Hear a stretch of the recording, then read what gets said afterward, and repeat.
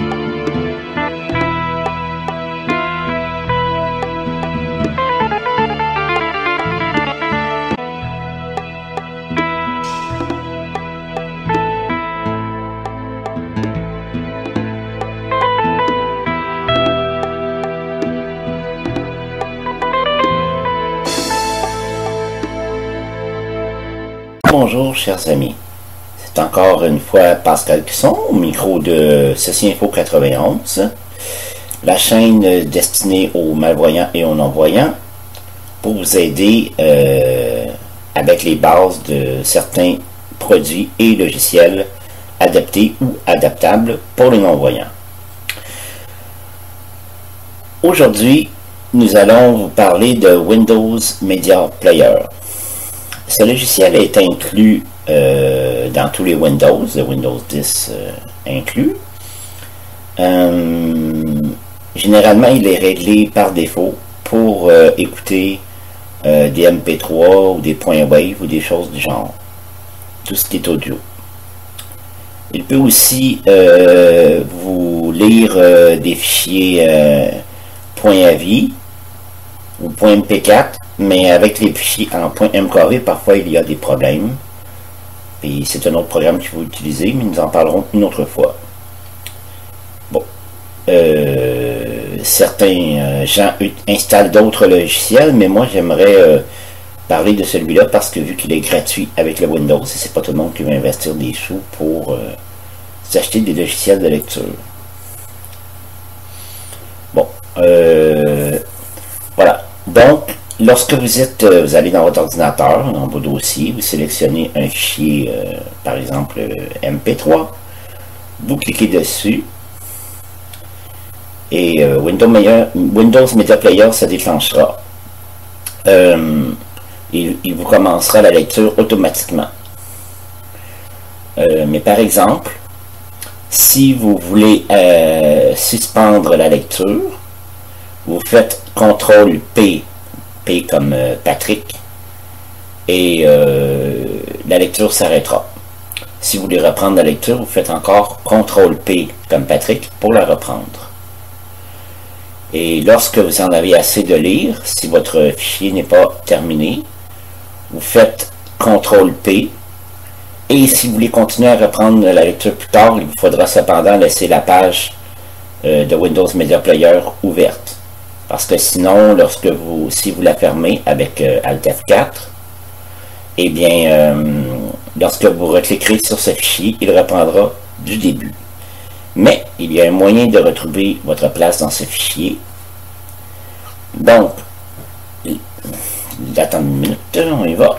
Bouton de format de potentiomètre horizontal recherche 4025,809. Bon, où est-ce que c'est marqué potentiomètre horizontal? Vous promenez avec... dans ce programme, on ne se promène pas avec les flèches, mais on se promène surtout avec les tables. Donc, on appuie sur Tab ou majuscule Tab, tout dépendant où nous sommes dans l'écran, jusqu'à entendre horizontal recherche. Donc ça, horizontal recherche, ça nous permet de nous promener dans le fichier audio où nous sommes en ce moment. Par exemple, si vous aviez fermé le fichier, vous voulez retrouver votre place, eh bien, vous avez deux méthodes. La flèche vers le haut qui avance de quelques secondes, ou qui recule de quelques secondes avec la flèche du bas, et la flèche de droite et la flèche de gauche pour reculer de quelques minutes. Par exemple, si vous étiez presque au début du fichier avant de le fermer avec Alt F4, eh bien, vous pouvez aller avec la flèche du haut ou du bas, avec la flèche du haut surtout, vu que le fichier était revenu au début, pour avancer que de quelques phrases. Si vous étiez rendu au milieu ou presque à la fin, alors vous avancez dans le fichier avec la flèche de droite. De temps en temps, vous écoutez. Vous lâchez la flèche de droite et vous écoutez un peu. Donc, jusqu'à temps que vous retrouviez l'endroit où vous étiez rendu. Si ce n'est pas la méthode idéale, ça serait bien s'il y avait des marqueurs, mais bon, ce programme a toujours fonctionné ici et il est gratuit. Bon, faute de pain, on mange de la galette, ou faute de merle, on mange des griffes, comme on dit chez nous. D'accord, on a vu cette fonction-là. Bouton de format d'étendre des pistes. Bon, ok, pour faire le tour, on fait avec le bouton Tab. Bouton arrêté. Bon, si on veut, au lieu de faire pause sur le fichier avec CTRL-P, on peut descendre avec les tables jusqu'au bouton arrêter. Et de toute façon, c'est mieux d'aller cliquer sur le bouton arrêter avant de faire la Alt F4 parce que parfois ça fait un conflit avec l'ordinateur et JAWS ne parle plus. Donc ça fait un conflit machine. Donc toujours faire arrêter avant de fermer le programme avec Alt F4. Bouton précédent. Bon, bouton précédent. Bon, mettons si vous avez sélectionné un dossier, mettons de la musique ou un livre ou des choses comme ça. Donc vous pouvez faire bouton précédent. Bouton lecture. Bouton lecture.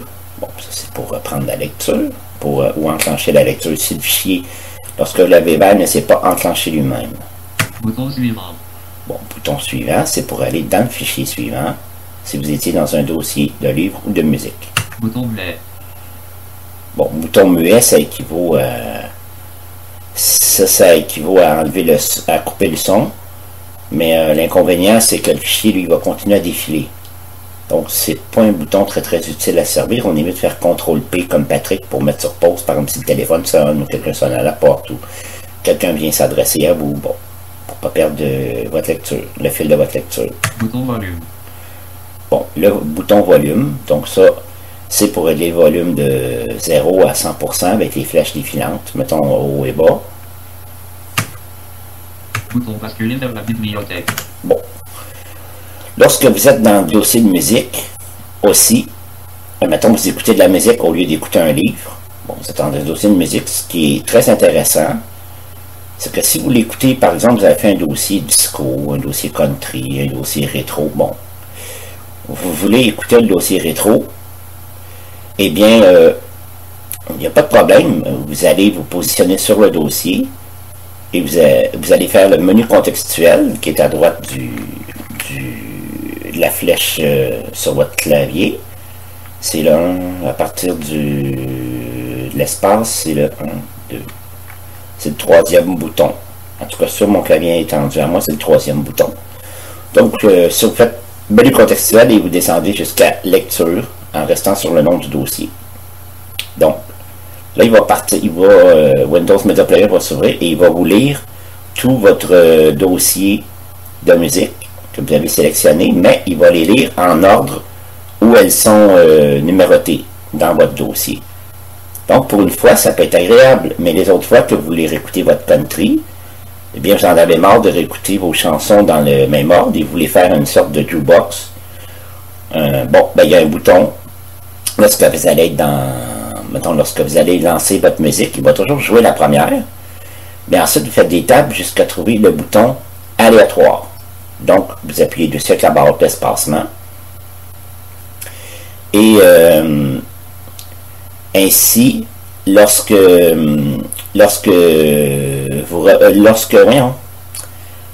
musique reprend, lorsque vous repartirez votre musique, eh bien, la première chanson va toujours jouer en premier, vous n'aurez pas le choix. Mais dès la seconde, ce ne sera plus la deuxième qui était dans votre dossier, ça va être peut-être la 20e, la 100e, la 500e. Et après, quand la 500e va être finie, ça va peut-être être la 20e ou la 8e. Bon, il va jouer vraiment en aléatoire. Ce qui est super agréable, on n'entend pas toujours les chansons dans le même ordre. Ou bien, par exemple, vous avez 2 ou 3 chansons fétiches. Mettons que vous avez mis dans le dossier, mettons Living on My Home de Freddie Mercury. Bon, ben, ce que vous pouvez faire, vous avez, mettons, une version originale, une version, je sais pas, une version instrumentale et un mixte ou 2 mixtes. Bon, 2 super mix, un super hit. Bon, vous avez 4-5 versions différentes. C'est vraiment votre chanson que vous tripez le matin en vous réveillant, là, pour bien vous réveiller. Bon, ce que vous pouvez faire, vous cliquez sur la première chanson. Non, vous cliquez sur le nom du... Pardon. Vous sélectionnez le nom du dossier qui a Living on My Home dedans, plusieurs versions différentes. Après, vous faites le menu contextuel. Vous descendez jusqu'à lire avec Windows Media. Donc, vous faites Enter. La chanson part. Ensuite, vous faites des tables, bouton table, jusqu'à entendre le mot boucle, bouton. Donc, vous appuyez sur boucle. Et ainsi, tant que vous ne changez pas d'avis, vos chansons vont rejouer une fois les 5 chansons jouées. Ben, vous pourrez, elles vont continuer à jouer, vont reprendre de la première à la 5e, de la première à la 5e, de la première à la 5e, tant que vous ne lancerez pas. Mais il faut prendre note que, bon, lorsque vous avez fini d'écouter la musique, il est important, lorsque vous recliquez par exemple sur un dossier où il y a un livre, il est important d'aller recliquer. Si la dernière fois que vous êtes servi de Windows Media Player, vous aviez sélectionné boucle, donc boucle est coché, donc il va faire jouer votre livre en boucle. Donc c'est pas ce que vous voulez. Vous ne voulez pas entendre le même livre pendant 107 ans. Donc vous refaites la barre d'espacement sur boucle, et ainsi il va retomber en lecture normale. Ou bien, la dernière fois que vous avez été dans votre dossier musique, si vous avez écouté en mode aléatoire, eh bien, surtout pour un livre, c'est pas une bonne idée parce qu'il risque de vous lire le chapitre où vous étiez rendu, mais après il risque de vous lire, mettons, vous étiez au chapitre 2, il risque de vous lire le chapitre 30, le chapitre 40 ou le chapitre 8. Après le chapitre 2. C'est normal, il est en mode aléatoire. Donc, vous faites des tables jusqu'au bouton aléatoire. Vous faites la barre d'espacement dessus pour décocher l'aléatoire et retomber en mode lecture normale. Si je vous indique ceci, c'est parce qu'au début, quand j'ai appris à me servir de Windows Media Player, il m'est arrivé des petites mésaventures comme ça.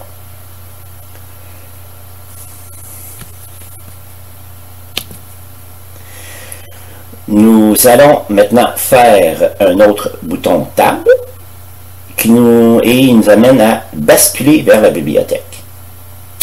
Ceci est très intéressant parce que dans la bibliothèque, il y a, par exemple, lorsque vous entrez dedans, vous avez la section musique, le sous-dossier musique.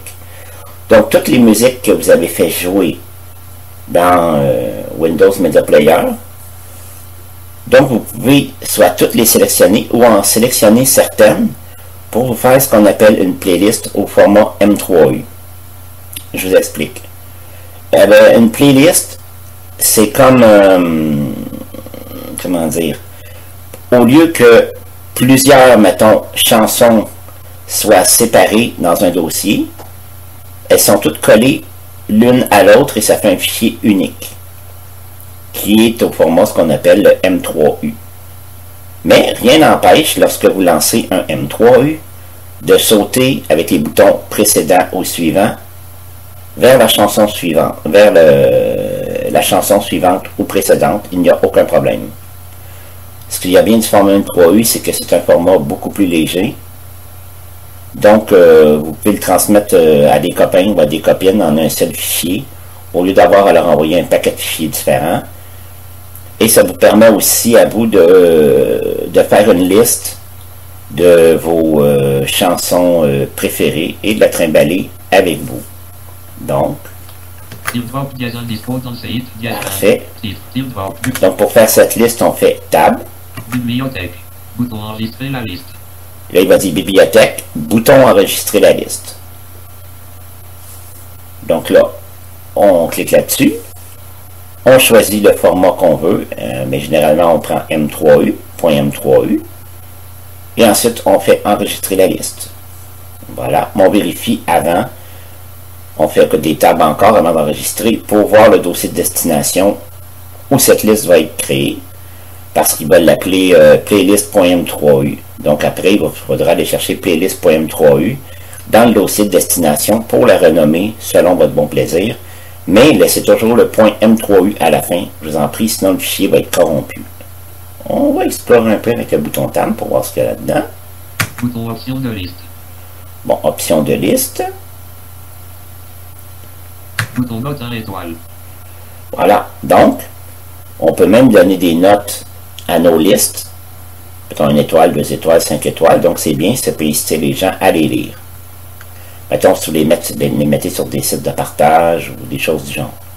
Bouton note 2 étoiles. Bouton note 3 étoiles. Voilà, ça c'est une note qu'on peut mettre. Bouton note 4 étoiles. Bouton note 5 étoiles. Bouton liste précédente. Bon, admettons si on a fait plusieurs listes, on peut écouter, puis on les a laissées dans notre bibliothèque de musique qui est dans Windows Media Player. Donc ici, il y a le bouton précédent. Laurence, les chroniques d'Obsidian. Voilà. 3, une heure, potentiomètre horizontal, recherche, 4025. Voilà. Donc, maintenant, nous avons parcouru la page, mettons, où il y a les boutons de Windows Media Player. Maintenant, on va voir s'il y a une barre de menu. Donc, nous allons faire le bouton Alt. Ah, effectivement, il y a un petit menu en haut.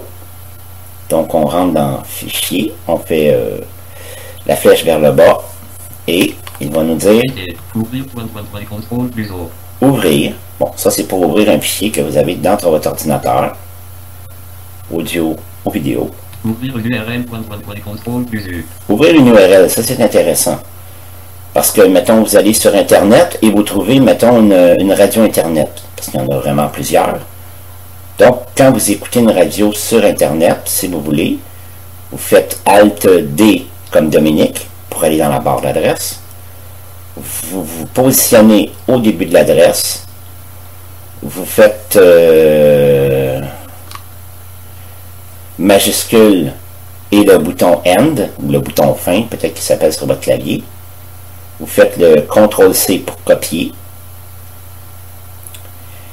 Ensuite, vous basculez dans la fenêtre de Windows Media Player, où est-ce que nous sommes en ce moment, pour ouvrir une URL. Vous appuyez sur le bouton Ouvrir une URL. Vous collez l'URL que vous aviez sélectionné, mettons, sur votre radio Internet, avec la commande CTRL-V pour Victor. Donc, ensuite, vous faites Enter et il vous ouvrira la radio Internet. Ensuite, vous pourrez enregistrer cette URL pour, mettons, le garder, vous pourrez même le renommer, mettons, avec le nom de la station de radio ou un podcast que vous avez trouvé sur Internet, vous voulez le garder. Donc, ça va vous faire un fichier, mettons, Pascal et Alain.m3u. Mettons, si la chaîne s'appelait comme ça. Vous pouvez l'appeler Pascal Cusson, Pascal et Alain.m3u. Donc, à l'avenir, tant que le site émetteur du lien ne change pas le lien, et bien, chaque fois que vous cliquerez sur ce fichier M3U, eh bien, vous aurez une de votre radio préférée, ou votre chaîne de podcast préférée, qui jouera par Windows Media Player. Bon, on va tout explorer. Ah. Le titre est module contextuel. Pardon. Enregistrer sous point non disponible. Fermer contrôle plus W. Pardon. Le titre est menu contextuel. Oups, une petite minute, je reviens. Bon, me revoilà, pardon. On continue, on fait la flèche vers le bas. Affichage sous menu. Fichier sous menu. Le titre est menu contextuel. Donc, nous continuons à explorer le menu, le sous-menu de fichier. Ouvrir une URL. Bon, nous avons vu ouvrir une URL. Continuons à descendre. Enregistrer sous point non disponible. Enregistrer sous. Ça, par exemple, c'est pour enregistrer le fichier en cours. Attends, si vous voulez l'enregistrer dans une liste M3U et lui donner un nom. Fermer contrôle plus W. Bon, fermer. Bon, c'est pour fermer le programme, naturellement. Créer une liste de lecture contrôle plus N non disponible. Créer une liste de lecture, vous pouvez le faire par ici aussi, au lieu d'aller jusque dans la bibliothèque. Créer une liste de lecture automatique non disponible. Créer une liste de lecture automatique, ça veut dire que à chaque fois que vous faites jouer du matériel, audio ou vidéo, ben, il va créer une liste. Moi, je automatique quand vous allez, avant que vous fermiez le programme. Moi, je vous le conseille pas parce que ça va être des listes vraiment trop mélangées qui n'ont pas rapport, dont les fichiers n'ont pas rapport les uns avec les autres.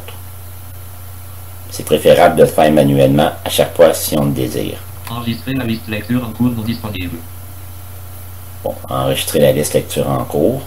C'est celle qu'on est en train de lire. Donc, ça c'est à votre choix de l'enregistrer ou pas. Enregistrer la liste lecture en cours sous point. Bon, enregistrer la liste en cours sous pour lui donner un nom. Gérer les bibliothèques sous menu.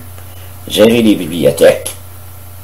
Donc, si vous, quand vous ouvrez, mettons, Windows Media Player, lui par défaut, les trucs que vous faites jouer, il peut mettre musique, film, livre. Donc, il y a comme des sous-catégories qu'il a créées lui-même dans le programme. Donc, c'est un sous-menu, donc on va faire la flèche de droite. Musique. Bon, vous avez là-dedans, vous avez musique, Vidéo. vidéo, Image. image, Émission de télévision enregistrée. émission de télévision enregistrée. Musique. Voilà, on a fait le tour. Donc, on sort de là avec la flèche de gauche. Gérer les bibliothèques sous menu. Gérer les bibliothèques. Propriété. Bon, les propriétés, ça c'est les propriétés du logiciel. Travailler hors connexion non disponible. Bon. Quitter. Bon, ensuite nous avons travailler hors connexion, c'est pas disponible. Et nous avons le bouton quitter. Donc là, nous allons faire la flèche de gauche pour sortir du sous-menu ouvrir. Fichier sous menu. Voilà. Affichage sous menu. Lecture sous menu. Affichage sous menu. Bon, affichage, maintenant nous avons affichage sous menu. Donc nous avons la flèche de droite pour l'ouvrir. Bibliothèque contrôle plus 1. Bibliothèque, afficher la bibliothèque. Apparence contrôle plus 2. Bon, apparence contrôle plus 2, ça c'est plutôt pour les voyants pour changer l'apparence du logiciel. Je ne conseille pas de jouer là-dedans. Lecture en cours contrôle plus 3 coché. Bon, lecture en cours, c'est lui qui est coché présentement. Donc on le laisse comme ça. Sélecteur d'apparence. Sélecteur d'apparence. Encore un truc pour les voyants, on s'en occupe pas. Afficher la barre de menu contrôle plus M. Afficher la barre de menu CTRL plus M. Ça, c'est à vous de décider si vous voulez l'afficher, parce qu'il y en a parfois des gens qui aiment mieux avoir la barre de menu dans l'écran. Moi, je trouve ça plus embarrassant qu'autre chose, mais c'est à vous de décider. Plugin sous menu. Des plugins sous menu. Un plugin, ça c'est comme des petites extensions qu'on peut rajouter. À part celles déjà existantes, donc on va aller voir ce qu'il y a là-dedans, avec la flèche de droite. Rechercher sur le web. Bon, on peut rechercher des plugins sur le web. Option point. On a les options ensuite pour sélectionner. Donc, vous irez vous amuser là-dedans. Parce que moi, je laisse tous les plugins par défaut. C'est pas un domaine où je me connais, puis j'ai pas envie comment on dit, de faire des bugs, de risquer de faire des bugs dans mon Windows Media Player. Rechercher sur le web. Voilà, il y avait ces deux options-là. Donc, pour sortir de là, Plugin sous menu. la flèche de gauche.